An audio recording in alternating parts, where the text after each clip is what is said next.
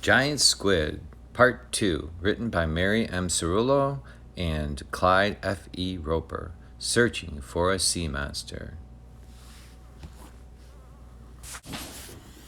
How do deep-sea creatures see in the dark? Below a depth of 660 to 3,300 feet, the ocean is in permanent darkness. There, the blinking lights on tiny microscopic animals look like fairy dust. They illuminate the fangs of strange deep-sea fishes.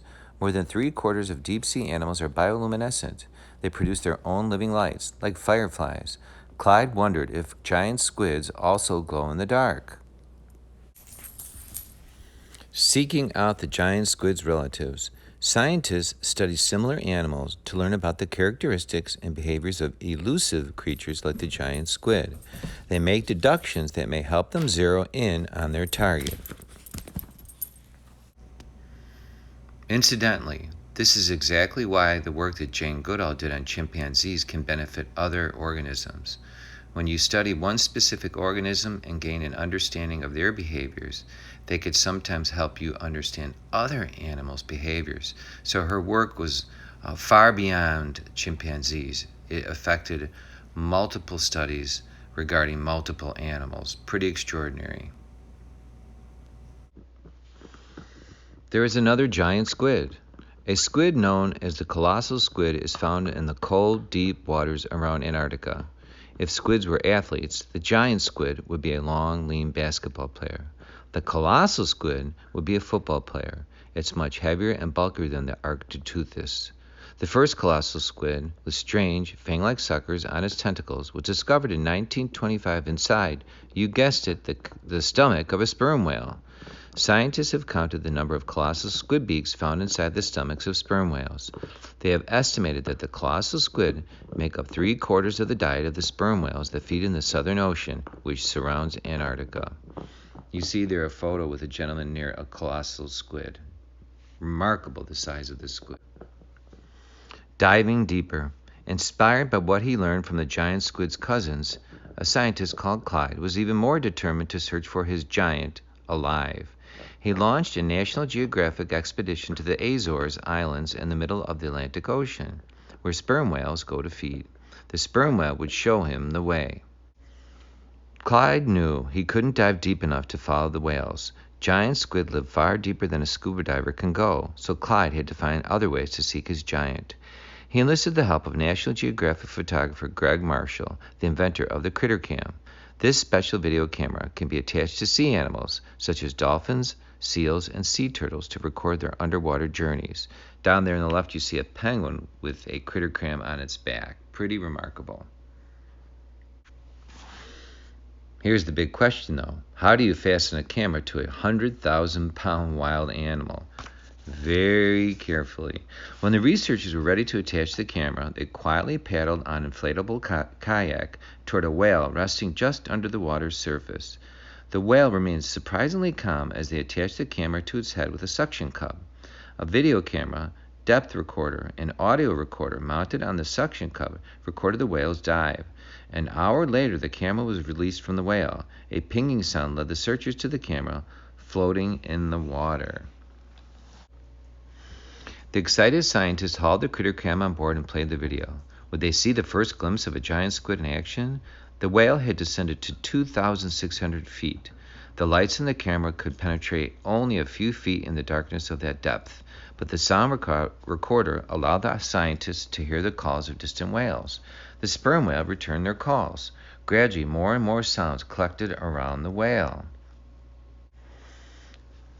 Clyde's team could hear the whales greeting each other. Perhaps they were saying, "I found a great place to get squid."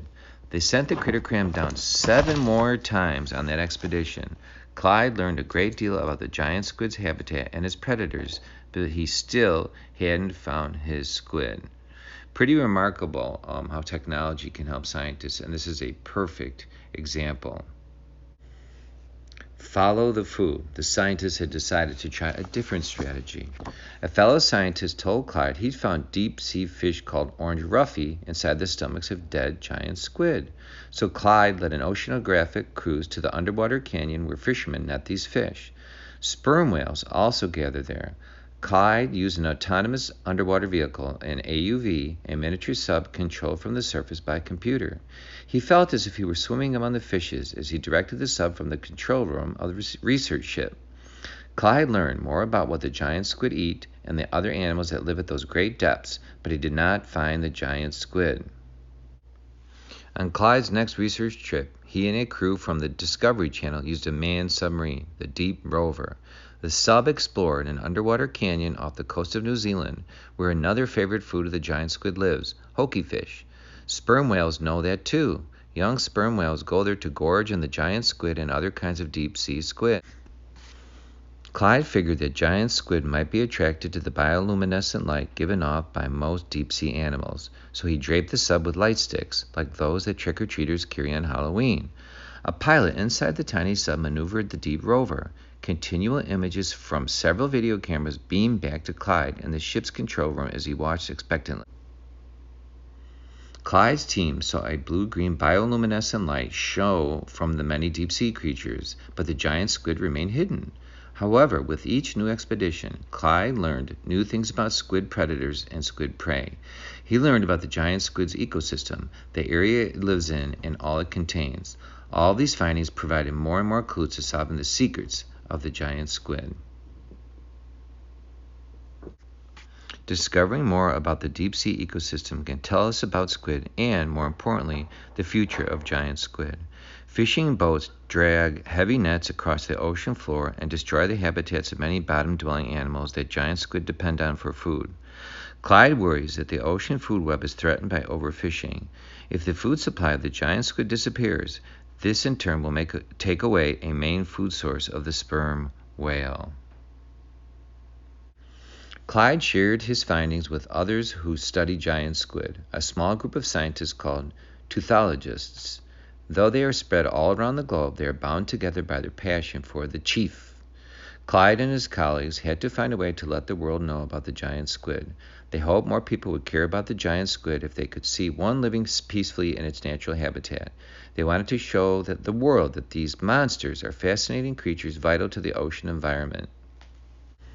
The sharing of information by scientists is actually quite common no matter what country you're from. So this is one of the great things about science. People work together for the betterment of our world. A Japanese doctor of zoology, Tsunami Kubadero, continued the search using Clyde's documented evidence that sperm whales lead to giant squid. Dr. Kubadera chose to study an area off the Japanese coast where sperm whales come to feed each year from September to December. He programmed a camera to take a flash picture every 30 seconds and attach it to a long fishing line. Hooks in the line were baited with chopped shrimp and squids in the hope of luring a giant squid into camera range. They lowered the fishing line into the deep and waited and waited and waited. Finally, after 23 trips, Dr. Kubadera's team were able to take 500 photographs of the giant squid.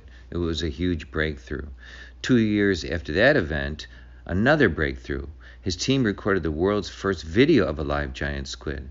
They caught the squid at a depth of 2,133 feet and hauled it to the surface. As the team worked to bring it on board, the thrashing squid fought against the fishing line and shot powerful jets of water from its funnel. These first-hand observations confirm for scientists that the giant squid is indeed a strong swimmer, an active predator, and a fierce fighter. Here is a photograph of a giant squid. Pretty remarkable creature, isn't it?